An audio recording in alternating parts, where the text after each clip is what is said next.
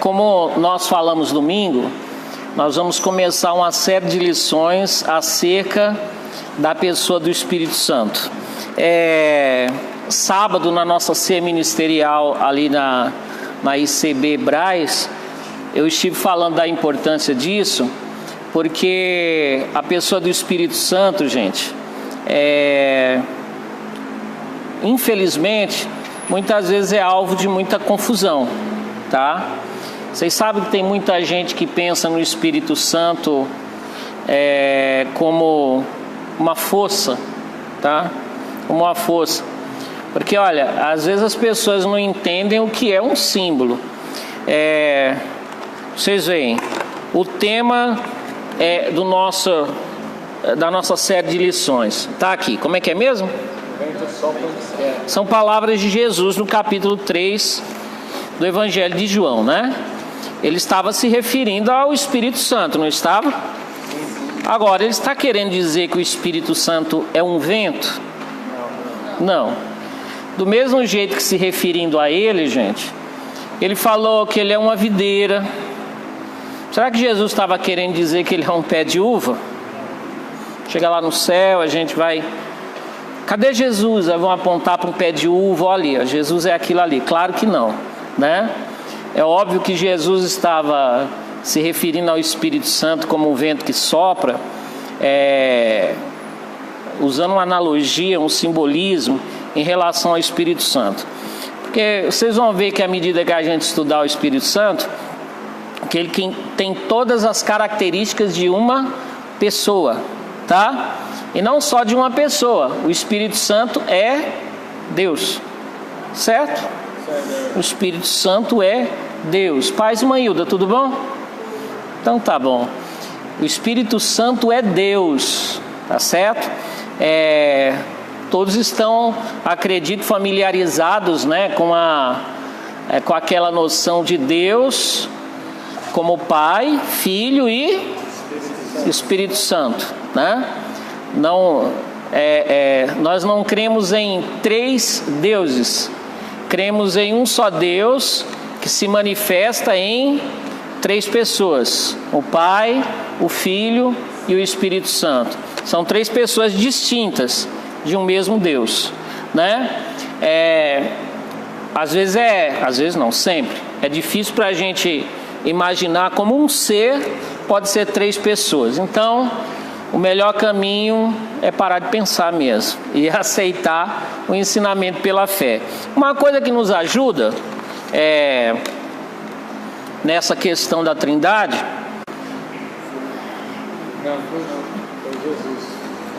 foi o Filho, né? Quem desceu lá no dia de Pentecostes foi o Pai, foi o Espírito Santo, né? Aquela voz que falou lá do céu quando Jesus foi batizado: esse é meu filho amado em quem me comprazo. Foi o Pai, não pode ser de Jesus, porque Jesus não estava falando com ele mesmo. Entenderam, gente? Então, tem certas coisas que é assim, a gente consegue distinguir principalmente pelas obras, né? Paz, Elane, tudo bom? Pelas obras deles, tá? Paz. Então, isso já para a gente não cair na heresia do unicismo, que é uma heresia mesmo. O unicismo ensina que na verdade é uma pessoa só, que é uma pessoa só que se manifesta com três nomes diferentes, ou seja, Jesus é o Pai, Jesus é o Espírito Santo também, e coisa assim. É uma pessoa só que se manifesta com três nomes diferentes. Isso é heresia, tá, gente? Não dá para ser assim. Jesus não falava com o Pai? Falava com o Pai. Ele falava acerca do Consolador que viria quando ele fosse embora. Então não dá para ser uma pessoa só. São três. E não dá mais para frente, mais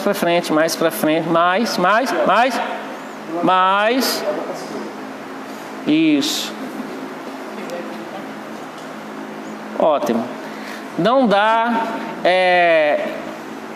e não dá para ser três deuses, porque nós não cremos em três deuses. Nós cremos num Deus só. Em relação a ser Deus, o que se fala de um se fala do outro. Eles são eternos. Nunca o Espírito Santo passou a existir, nunca Jesus passou a existir, né? Eu disse que não ia querer a cadeira, mas eu vou querer sim. Porque hoje eu estou cansado, trabalhei sozinho aqui, fazendo os negócios. Chamei o pessoal para me ajudar. Puderam vir, né?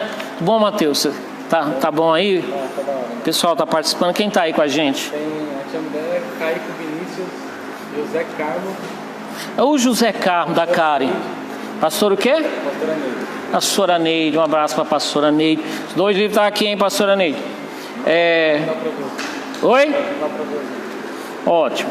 Pessoal que está nos acompanhando em casa, Deus abençoe vocês. Então eu vou sentar, ajuda aí. Gente, então deixa eu abaixar aqui. Entenderam? Eu estou dando uma pequena introdução nisso aí, falando de trindade. Nosso tema não é a trindade, nosso tema é o Espírito Santo. E, gente, tem gente que diz que a trindade foi inventada, que não existe na Bíblia, que foi Constantino depois, né, que inventou essas coisas, mais especificamente Tertuliano, né? De fato a palavra trindade não está na Bíblia, mas o conceito da trindade está na Bíblia. E foi algo que foi se desenvolvendo, né? Se desenvolvendo como? Lia-se os evangelhos e em relação a Jesus, dava para ver que Jesus não era, vamos dizer, um simples ser criado, um profeta como qualquer um profeta. Jesus aceitava adoração, perdoava pecados, diz que estariam onde 2 ou 3 estivessem reunidos no nome dele, né? Então ele manifestou certos atributos que só Deus possuía, né? Mesma coisa em relação ao Espírito Santo. Então o que na verdade se fez mais tarde foi definir o conceito. Não é que ninguém inventou nada. É igual dizer que Isaac Newton criou a lei da gravidade. Não, ele deu um nome, mas ela já existia, né? Foi ele mesmo? Eu falei certo? O da maçã? Ah, tá. Desculpa aí. Então, gente, dizer que alguém, ao definir algo, está inventando, pelo amor de Deus. Então, vamos ao Espírito Santo. A primeira coisa que nós vamos aprender acerca do Espírito Santo, Raíra. Você está bem, Raíra? Então tá bom. Primeira coisa que nós vamos ver é a ação do Espírito Santo no Antigo Testamento. O pessoal do Braz está me assistindo, me perdoa, porque sábado eu estive ministrando isso aqui. Mas continua com a gente, que eu não costumo ficar repetindo, falando a mesma coisa, não. Vocês vão ver coisa nova hoje, tá bom? Não... Oi? Quem? Não sei. Tem um pessoal do Brasil que sempre assiste. Não vá assistir o Sétimo Guardião, não, por favor, fica aqui com a gente. Então, eu sei que nas diferentes, vamos dizer assim, nas diferentes fases da história do povo de Deus aqui na Terra, o Pai, o Filho e o Espírito Santo teve momentos em que cada um deles foi mais marcante. Eu diria que no Antigo Testamento a gente vê mais proeminente a figura do Pai. Nos Evangelhos a gente vê mais a figura do Filho. Em Atos para frente, mais a figura do Espírito Santo. Tanto é que alguns chamam Atos de Atos do Espírito Santo, né? Mas não quer dizer que cada um deles não estava presente em cada uma dessas fases aí.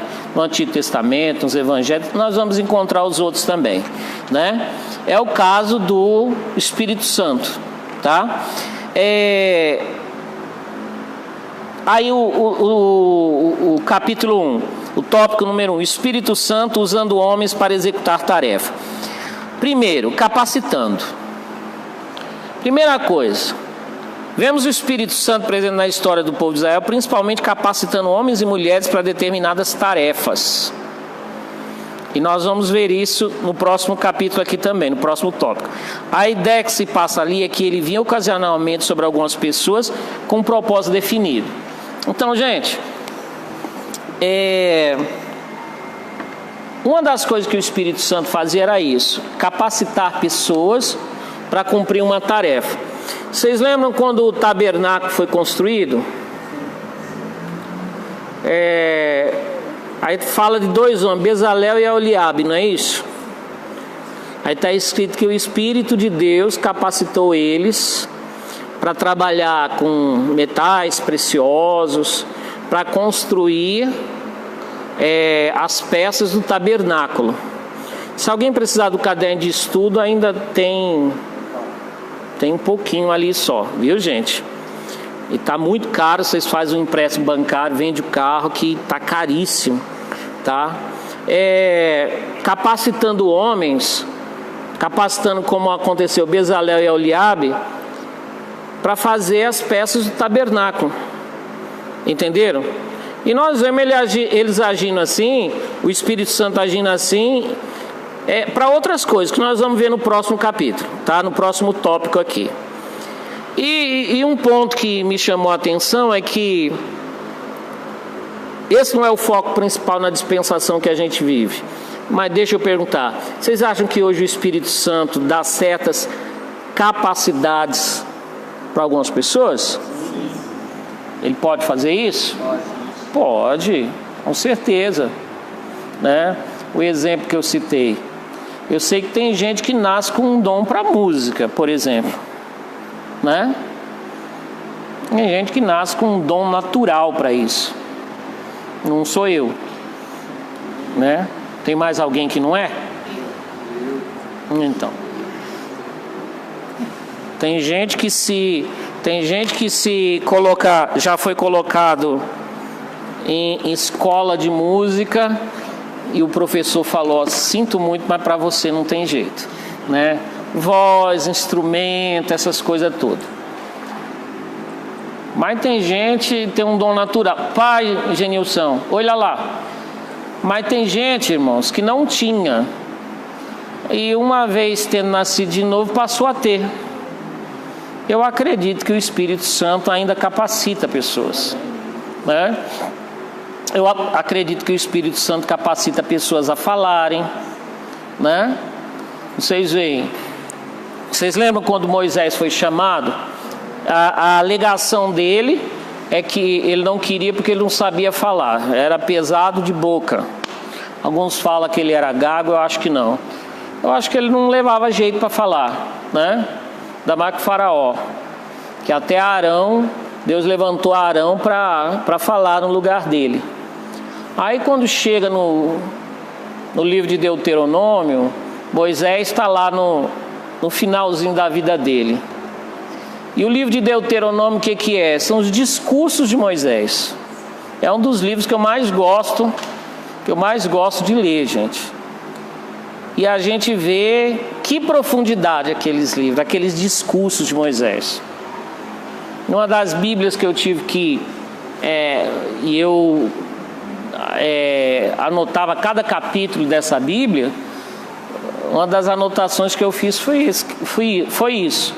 Que maravilha vermos um homem que a princípio nem queria se dispor à tarefa que Deus lhe chamou, por não saber falar, fazer aqueles discursos todos, gente. Deus capacitou ele para falar, né, gente? Capacitou. Então, no Antigo Testamento o Espírito Santo capacitou. Hoje ele ainda capacita, tá? Essa outra coisa aqui eu achei interessantíssimo. O foco é que era um pouco diferente, né? Vemos o Espírito Santo também ao vir sobre algum indivíduo, era mais para execução de tarefas, diferente da atuação de hoje, onde seu foco está em quê? Na santificação.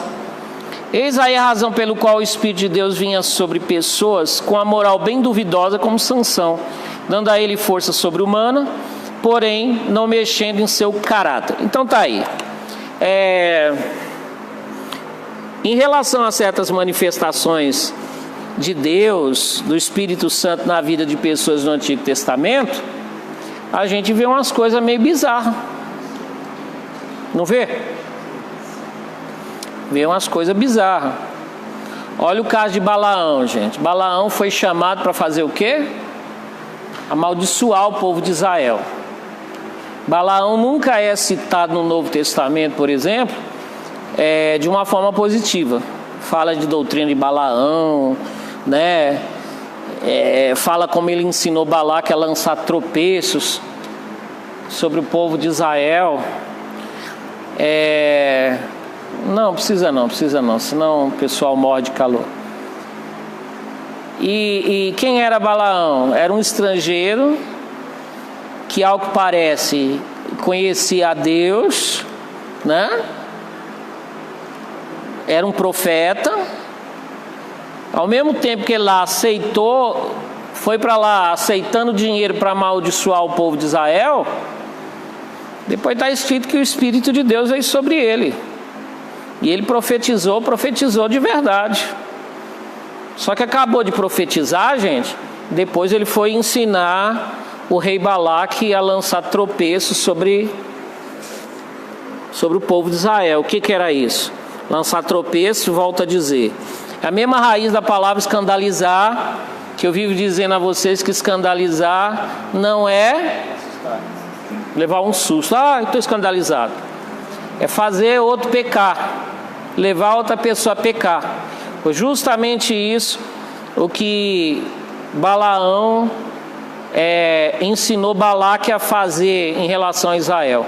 Pega umas moças bem bonitas, tá? Umas mulheres bem bonitas, lança no meio do povo aí, porque não dá para amaldiçoar a quem Deus abençoou. Então, deixa Deus mesmo amaldiçoar, eles atraírem maldição sobre eles. Jogou umas midianitas bonitas, cada um pegou um para si. Deus enviou praga entre eles, muitos morreram, né? Então Balaão ensinou Balaque como fazia o povo pecar, né? Então tá aí, isso é fazer os outros tropeçar. Mas imagina, o Espírito de Deus veio sobre ele, tá, gente? Então, santificação não era tanto o foco, mesmo porque o Espírito de Deus vinha sobre um, sobre outro, sobre alguém aqui com a missão, sobre outro ali. Eles tinham uma promessa, né, de que um dia o Espírito de Deus iria ser derramado sobre toda a carne. Mas, enquanto isso não acontecia, era um aqui, outro ali, e mesmo assim para isso, para cumprir certas tarefas. E às vezes eram essas pessoas meio estranhas, né? Eu citei o exemplo do profeta velho e do profeta novo, né? Quer história mais bizarra do que aquela? Vocês lembram dessa história? Deus manda o profeta novo profetizar, vai, profetiza, não volta pelo mesmo caminho, não come pão, não bebe água. Ele vai, profetiza, tudo se cumpre.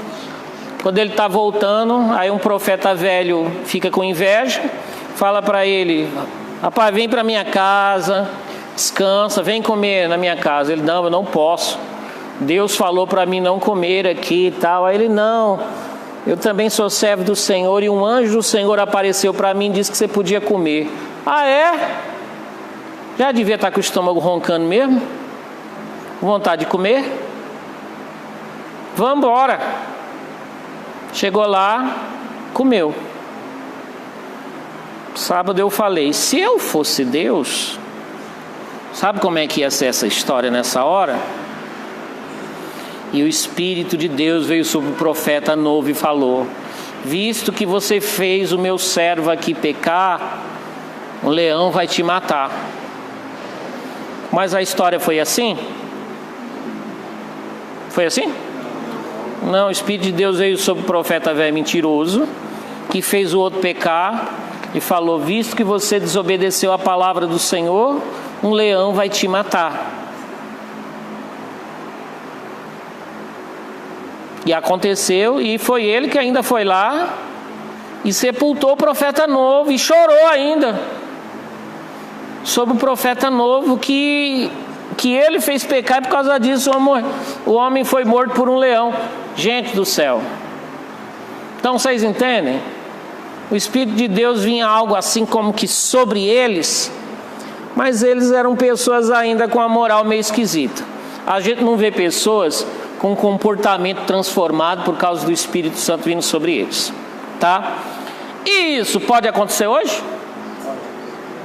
Pode? Pode. Tem gente, irmãos, que às vezes eu uso o exemplo da mula de Balaão, que o Espírito de Deus vem sobre a pessoa. Por exemplo, a mula de Balaão não abriu a boca e falou? E vocês acham que depois daquilo ela se tornou o quê?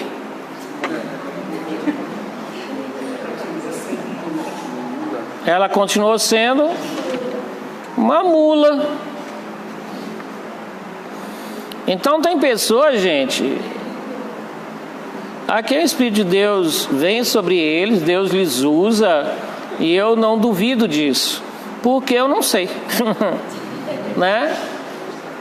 Vem, Deus usa, e isso não mexe com o caráter da pessoa, né?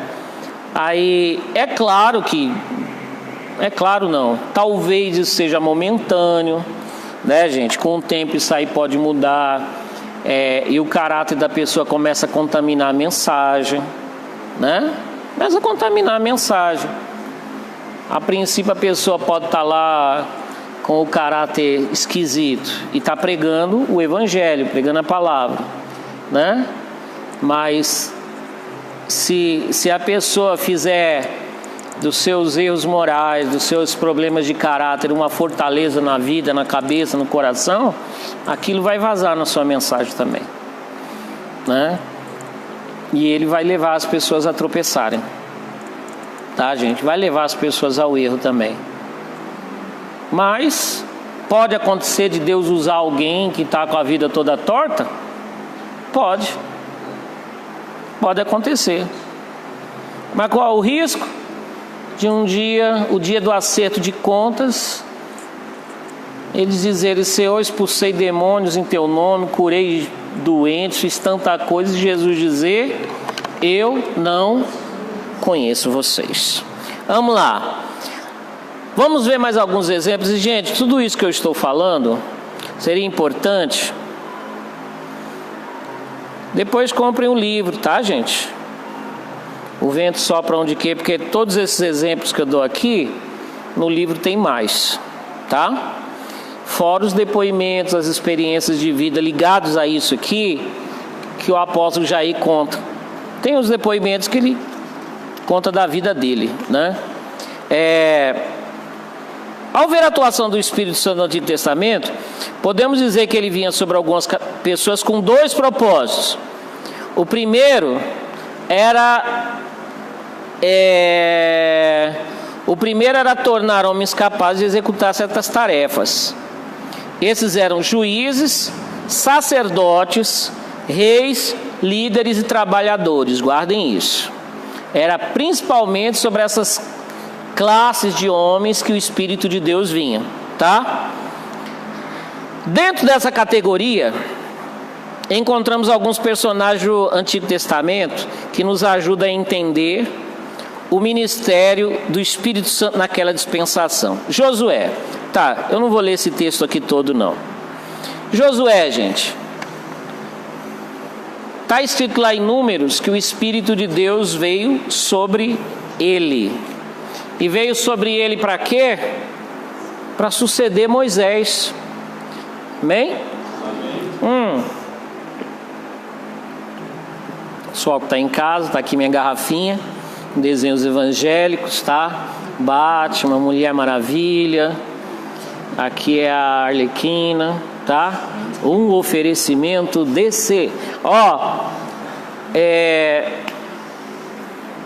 Gente, em Números está escrito, para ser mais preciso, em Números capítulo 27, versículos 18 em diante, que em vida ainda Moisés já declarou que Josué seria o seu sucessor. Porque ele queria? Não, porque Deus escolheu. E está escrito ali que o Espírito de Deus veio sobre ele. Não acho que sucessão é algo aleatório e muito menos hereditário. Se você ler com atenção a história de Josué, vocês vão ver, né? Sobre a última aí, hereditária. Já falei a vocês. Vocês lembram de alguma coisa que os filhos de Moisés fizeram? Eu não me se lembro, como diz o corintiano. Eu não se lembro.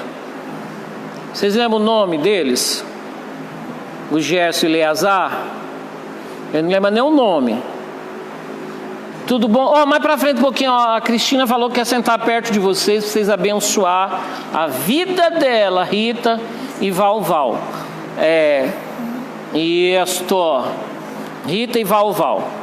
Gente, e Tassi, se você tá me assistindo lá dos Estados Unidos, manda um beijão pra mamãe, tá bom? Fala assim, um beijo pro meu pai, um beijo pra minha mãe, um beijo pra vocês. Então, gente, vamos lá. Os filhos de Moisés, ele nem sabe o que é deles, né? Nada. Então, não foram eles, não tem nada a ver com coisa hereditária. Agora, de Josué, o que se diz, gente? Aquela proximidade de Josué com Moisés. Era um moço que não se apartava Moisés fez uma tenda para buscar a Deus. E está escrito que Josué não se apartava daquela tenda. Quando Moisés ia para o monte orar, Josué queria saber qual era o limite. Só Moisés podia subir. Tá, mas até onde eu posso ir? Fazia um risco assim, dali não pode. Então, fica bem pertinho. Aqui posso. Então, fazia bem no limite assim, né? E, gente, isso não é discipulado, gente? É discipulado, é proximidade, né? Então eu falei que não é uma coisa aleatória. Eu acredito que com quem você anda, você partilha da bênção, da unção que está na vida da pessoa. E eu creio também que é Deus quem aproxima as pessoas, né, gente? Que coloca aquela coisa no coração delas, né? Os outros... sempre vai ter os outros que vai achar ruim essa proximidade, mas eles não se aproximam porque não querem. Na igreja também não tem os que falam assim, os queridinhos do pastor. Gente, eu nunca fui atrás de ninguém, mas as pessoas se aproximam, né? Então não foi algo aleatório. Não acho que Moisés saiu apontando para alguém. Não, ele tinha alguém que não se apartava, não saía de perto dele. Então o Espírito de Deus veio sobre Josué, né? E quando Moisés partiu, foi Josué que ficou no lugar dele. Para fazer o quê? Para liderar. Tem unção para liderar, gente? Eu acredito que quando Paulo está falando de dons, ele fala assim, Deus levantou para isso, para o quê, não sei o quê, e fala assim, governos. Eu creio que ele está falando de dom de liderança, tá? Do mesmo jeito que quando ele fala de socorros ou socorros? O plural. Socorros. São os auxílios, os auxiliares. Depois vai vir esse aqui, né? Então, tem pessoa que Deus unge para liderar mesmo, né? Alguém pode aprender a liderar? Eu acredito que alguém pode aprimorar sua liderança, tá? Pode aprimorar sua liderança. Mas a maioria dos líderes da Bíblia eram homens que, humanamente falando, não tinham as características de um líder. Eles foram ungidos para ser líder, entenderam? Eram pessoas íntegras, eram pessoas de temor a Deus, eram pessoas chamadas por Deus, tá? Mas era o Espírito de Deus que vinha sobre eles, tá certo? Que mais? Otoniel, Juízes, né? Quem era Otoniel? Sobrinho de Calebe, na época que o rei da Mesopotâmia oprimiu o povo de Israel, Foi uma época de muita bagunça, a época dos juízes, vocês lembram? Lembram? Toda vez que eu falo de juízes, eu falo, era bagunça por quê? Porque está escrito, naquela época não havia rei em Israel. Cada um fazia o que bem queria. Quando cada um faz o que bem quer, como é que chama isso? Bagunça. E onde tem bagunça tem barata, rato, aranha, poeira. E o Jesus não gosta. Entenderam? Bagunça não é de Deus não. Então tem que ter liderança mesmo. Entenderam? E o fato é que sempre haverá liderança.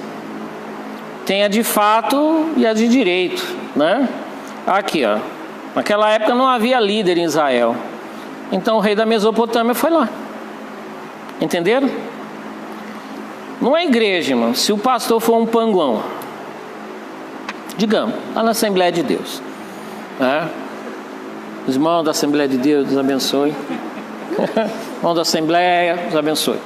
Lá na igreja do Igor, que namora com a Raíra, Brasil para Cristo, tem um panguão igual o Igor. Aí, gente, se o pastor não liderar, alguém se levanta e começa a liderar, para o bem ou para o mal. Entenderam? Para o bem ou para o mal. E aí, gente, como se trata do povo de Deus, quando está uma bagunça dessa, Deus levanta alguém tipo Otoniel, sobrinho de Caleb. Mas quem é Caleb mesmo? Oi? O parça de Josué? É, só ele e Josué entraram na terra prometida dos que saíram lá do Egito, né? Então, o sobrinho dele, está escrito lá em Juízes, capítulo 3, 7 em diante, que o Espírito de Deus capacitou ele para a guerra, capacitou ele para guerrear e para colocar ordem naquela bagunça. Será que tem unção para colocar ordem na bagunça? Porque, ó, naqueles dias continuou sem haver rei em Israel. Mas o Otô, será que Otoniel, como é que era o apelido dele? Mas o Niel, gente, o Nelzinho, ele colocou ordem na bagunça. E tem época que Deus precisa de pessoas para colocar ordem na bagunça e derrama uma unção sobre eles. Tá? E o Zé, vocês lembram do Zé? José do Egito? Gênesis 41, versículo 38 diante. Quem que era o Zé, gente? Que a Bíblia fala que o faraó, se referindo a ele, Raíra, se referindo a ele, disse: um homem em quem há o Espírito de Deus. E é claro que ele tinha o Espírito de Deus. Eu acho interessante isso sobre José. Ele não foi levantado para ser o faraó, o rei do Egito. Ele foi levantado para ajudar, para estar ao lado. Tem unção para isso também? Tem? Bom, primeiro ele tinha uma unção especial assim, né? Está escrito que Deus deu graça a ele perante Potifar, depois perante o carcereiro, depois perante o faraó. Então, primeiro isso, Deus deu graça a ele. Na NTLH traduz isso como ele achou simpatia. Simpatia. Quem mais aí?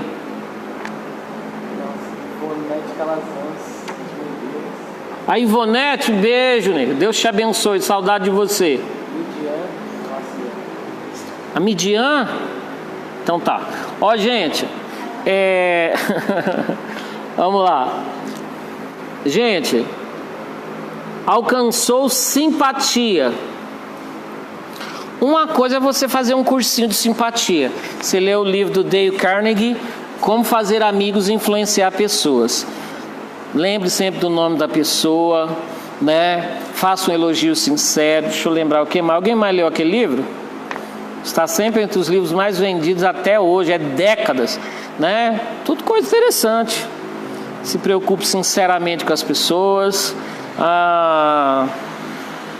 Enfim, também é coisa legal de você fazer. O duro é a natureza humana, né, gente? Você lê aquele livro, enquanto ele está fresquinho na tua memória, você faz umas coisas daquela, mas depois é dose. né?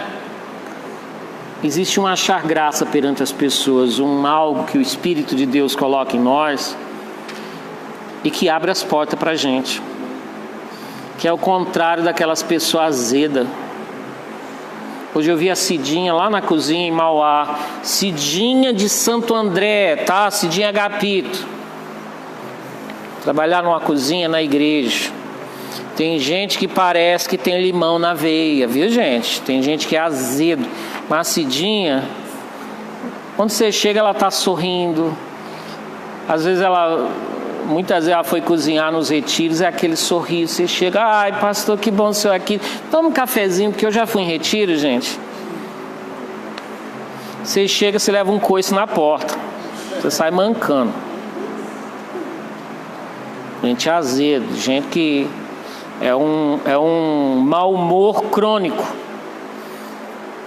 Então Deus abençoe você, Cidinha, né? É uma luz que ilumina a pessoa. Eu falo sempre para ela e com sinceridade.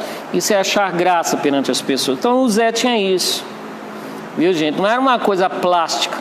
Coisa plástica é aquilo que o vendedor das Casas Bahia e sei lá de onde aprende, né? Eles têm que fazer um curso. Ó, você atende assim, sorri assim, faz assim.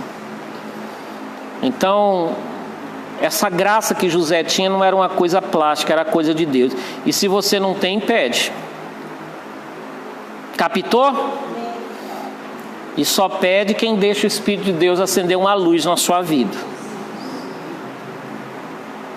Um dia assim o Espírito de Deus te mostrar que você é grosso. Você não consegue falar nada sem ser grosso. Tem hora? Tem. Por quê?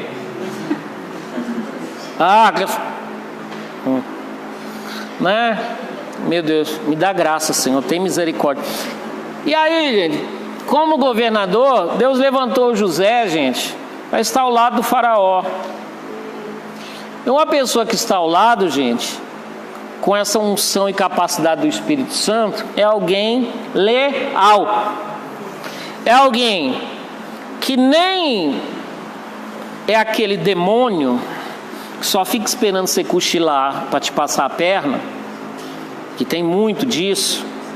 Quantas igrejas divididas, e 99,9% de igreja dividida foi dividida por alguém próximo ao pastor. Dividida que eu falo é alguém o Senhor está me mandando, esse é um trabalho, o Espírito de Deus está me mandando fazer. Aí abre um salão a 50 metros, né? Meu Deus do céu. E geralmente é por alguém próximo ao pastor. É um traíra, né, gente? Então isso é um horror, uma deslealdade terrível. Então alguém que trabalha ao lado, ele tem uma responsabilidade muito grande. Mas também não pode ser o duas caras, pode? O duas caras é aquele que na frente,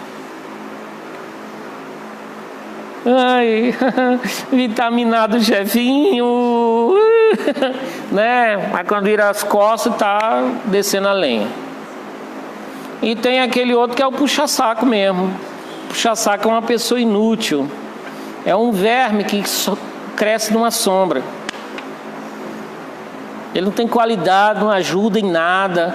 Ele é um puxa-saco. Chefinho, se o senhor for espirrar, saúde, tá? Não, gente, é alguém que está ao lado e está para ajudar. E que se um dia alguém falar assim, meu Deus do céu, ô Genilson, não sei como você ajuda o pastor, você prega melhor que ele, você tem assim um dom melhor que ele de pastorear. O Genilson fala, está amarrado, Satanás. O Senhor te repreenda em nome de Jesus. Não sei que tudo você tem que prestar conta para o pastor. Deus me livre, a gente tem Jesus. Sai dele, demônio, em nome de Jesus. É alguém leal a esse ponto. Entendeu? Esse era o Zé. E a Bíblia não fala que ele era um manezão não, viu, gente? A Bíblia fala que o Espírito de Deus estava sobre ele. O Espírito Santo e o ministério profético. Então, nós falamos, o Espírito de Deus capacitava homens para cumprir certas tarefas, trabalhadores, levantava homens para arrumar bagunça, para estar ao lado de gente, para liderar, né? Agora guardem, o barato é louco, gente. O Espírito de Deus capacita para liderar, mas guarda, no reino de Deus é assim. Se o Espírito de Deus capacita para liderar, eu dependo de estar cada vez mais cheio de Deus, senão minha liderança cai. Quanto mais vazio eu fico, mais sem liderança eu fico. Isso está ilustrado pelaquela história que a autoridade de Arão foi questionada. Aí, qual foi a prova que foi feita? Foi logo depois da rebelião de Datã, Coré e Abirão. Tá bom, tragam 12 bastões aqui, um representando cada tribo de Israel. Cada um coloca o seu nome no bastão. E Arão vai ser pela casa de Levi. Ô Raíra, traz um pedacinho de papel higiênico bem macio. Não, peraí, não é por nada, é que você não tem óculos. Laurinha,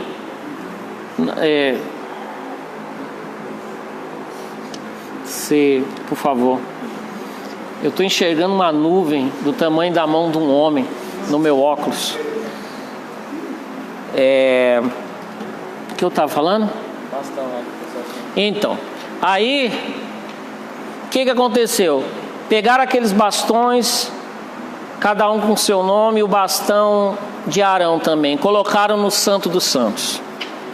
No outro dia, 11 bastões estavam do mesmo jeito. O que é um bastão, gente? O que é um bastão? Pedaço de madeira morta. Agora, a de Arão, gente, tinha florescido, tinha dado flores e amêndoas. E o bastão na Bíblia representa autoridade. E aquele milagre, gente, representava que a autoridade de Arão provinha da vida.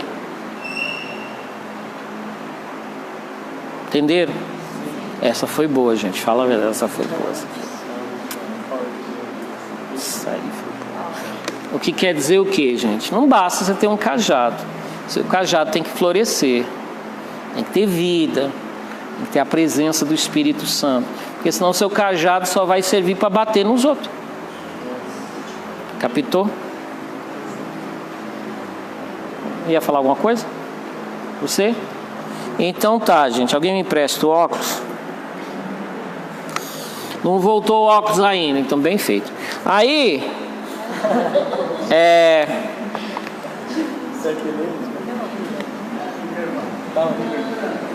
nós vamos para os nossos comerciais. Jequiti. Obrigado. Não. Imagina. Gente, o Espírito de Deus vinha sobre pessoas para levantar profetas, né? A palavra profeta vem de Nabi, que quer dizer aquele que fala ou aquele que fala por outro, né? Isso nos mostra a função do profeta. Qual era a função do profeta? Falar por Deus. Ele era um mensageiro, né? O profeta deveria ser alguém equipado. Bom, primeiro, equipado com discernimento. Estão me ouvindo? Sim. Porque a mensagem de Deus podia vir através de uma ideia iluminada, de uma visão, de um sonho. Podia vir de uma voz também. Mas ele tinha que ter discernimento para saber se isso era dele ou se era de Deus. Deuteronômio 13 está escrito que o falso profeta deveria ser morto. Então, o cara devia tomar cuidadinho, né? Para não confundir a voz dele com a voz de Deus, tá? E Ezequiel, ó, o ponto B aí. É interessante que lá no capítulo 3, Ele teve uma experiência interessante. Deus falou para ele: olha, você vai ficar mudo. Viu, Cristina? Você vai ficar mudo. Espera aí, o que significa profeta? Aquele que fala. E Ezequiel foi chamado e ficou mudo, mas não era uma mudez permanente. Ele ficava mudo. Só que quando a palavra de Deus vinha sobre ele, ele falava. Os outros, glória a Deus, Ezequiel foi curado. Aí quando acabava a profecia, ele...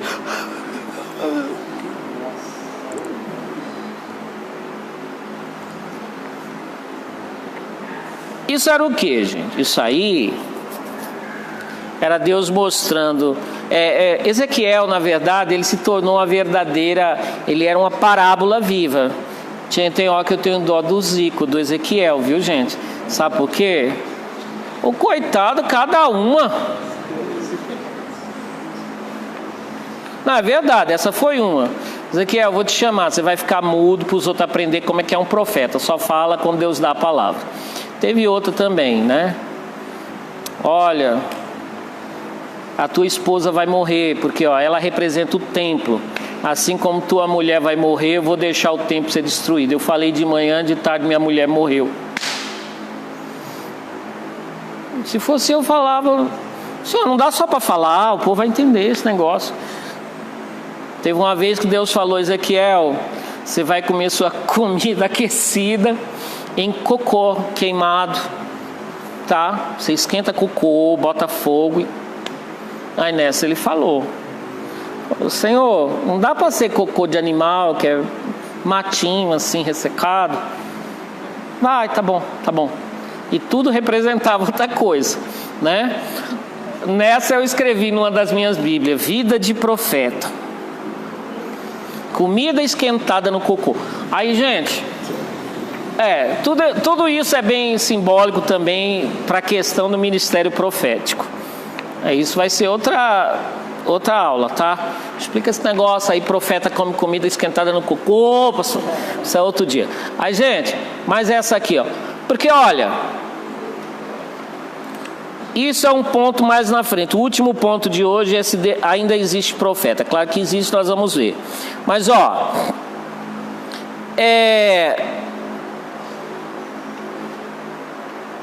Deus estava ensinando a Ezequiel o papel de um verdadeiro profeta.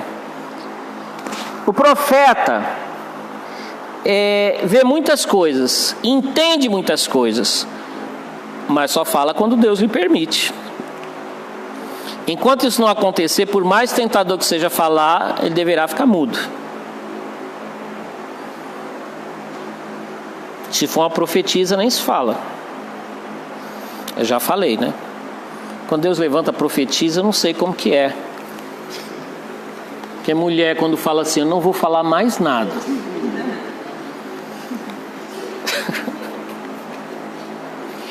Elas cumprem a promessa e não falam nunca mais aquilo. Aí, gente, olha o próximo ponto. O profeta, ele era chamado de vidente. Porque essa palavra parece com o quê, gente? Por que ele era chamado de vidente? Porque ele era aquele que vê. Vê em que sentido? Sim, se referia às visões que ele tinha, mas é porque ele tinha uma visão mais clara das coisas. Entenderam? Chegava mais longe. Então, eis aí mais um sentido, gente, em que os profetas da antiga aliança se assemelham com o da nova aliança.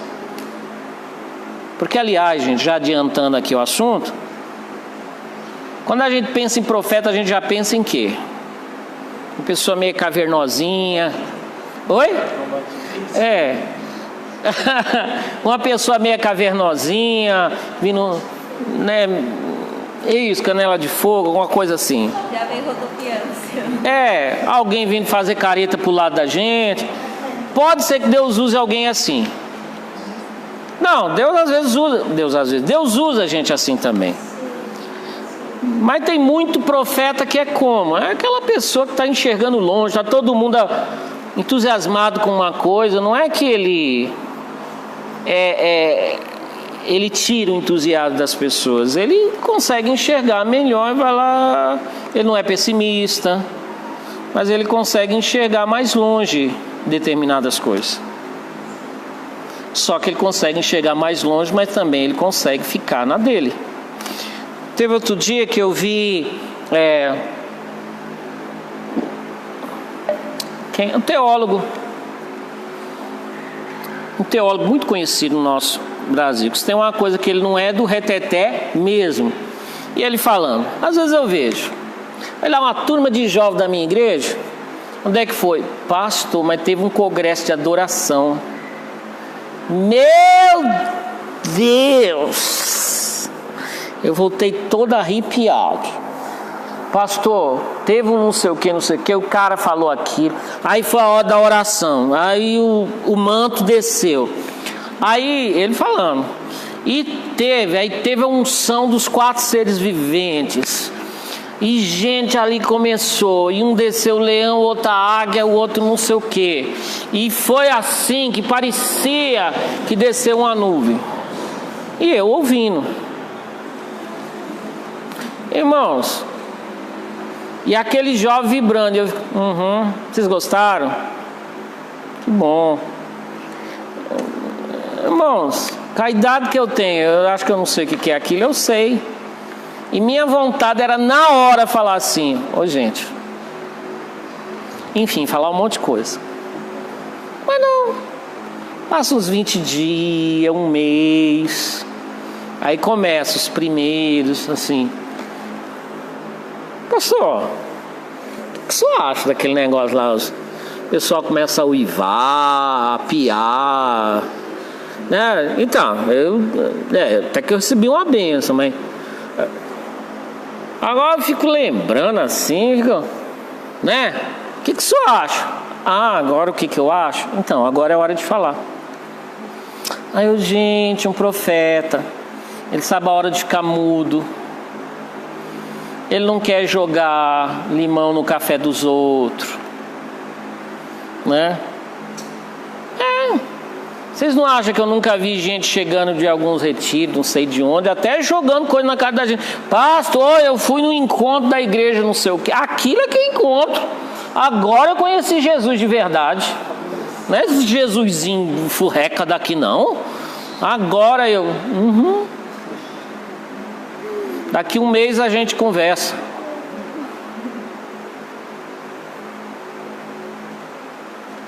E é o que? É eu desejando? Ou eu tô com inveja, eu achando que... Eu não tô achando nada. A gente sente cheiro de emocionalismo, de empolgação, de mosquitinho de banana. Sabe o mosquitinho de banana que eu sempre falo? O mosquitinho de banana tá lá enquanto a bananinha podre tá ali. Tira a banana que o mosquitinho morre. E essas empolgação dura pouco. Só que eu sou o quê?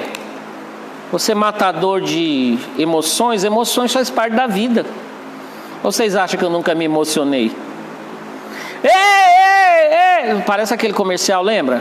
Os dois chegando no topo lá do monte. Chegamos! Chegamos, cara. Vamos voltar? Eu sei disso. Então, gente, profeta não é só quem vê, é aquele, nem só quem fala, mas é aquele também que segura a onda. Fecha a boquinha, fecha. Eu não aguento. Se eu fechar a boca, eu explodo. Então, você é um homem bomba, só não é profeta. Você quer se matar e matar os outros.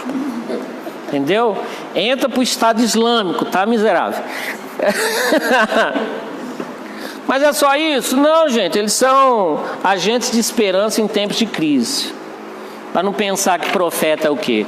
Gente que só vai desanimar quem está todo empolgado. Não. Eles vão levar esperança em tempos de desespero, né? Foi o caso da época do exílio. Quando o povo foi levado para a Babilônia, Deus usa o mesmo Ezequiel que tinha dado palavras duras. Ele viveu na época do cativeiro. Deus deu a visão do vale de ossos secos, lembra? Poderão reviver esses ossos? Até ele disse: o senhor é que sabe, hein? Se pelo menos tivesse doente, mas era só osso. profetiza que eles vão começar a se levantar. O que é isso, Senhor? Esses ossos são a casa de Israel que estão sem esperança. Eu vou pôr eles de pé, eu vou pôr eles vivos e vou fazer eles voltar para a terra deles. E aquilo aconteceu, né? Então, às vezes, quando a coisa está feia, está mal, né? A esperança está até morta, igual o vale de ossos secos. Deus levanta profetas para dizer: gente, vai ressuscitar, vai ficar bom. Vai nada, isso aqui não muda não, isso aqui não muda não, esse negócio aqui está acabado. Eles são agentes de mudança. Agentes de mudança, como assim? Gente, Deus levantava os sacerdotes para ensinar a lei e os reis para fazer com que ela fosse cumprida. Mas tinha a época que os reis e os sacerdotes eram os primeiros a abandonar a lei. Os profetas eram vozes que se levantavam para falar: se arrependam, voltem para o Senhor. Lembram de Elias? Eliseu, Isaías, né? O próprio João Batista: se arrependam. Terminando, tem profeta na nova aliança? Com certeza. Deus levantou uns para apóstolos, outros para profetas, outros para evangelistas, outros para pastores e mestres. Se não tem profeta, não tem os outros também. Amém? Gente, semana que vem, o que tem semana que vem? Qual vai ser a próxima lição? O Espírito Santo em Jesus. Vamos ficar de pé, pessoal. Não perca no próximo episódio o Espírito Santo em Jesus. Deus abençoe vocês que estão em casa.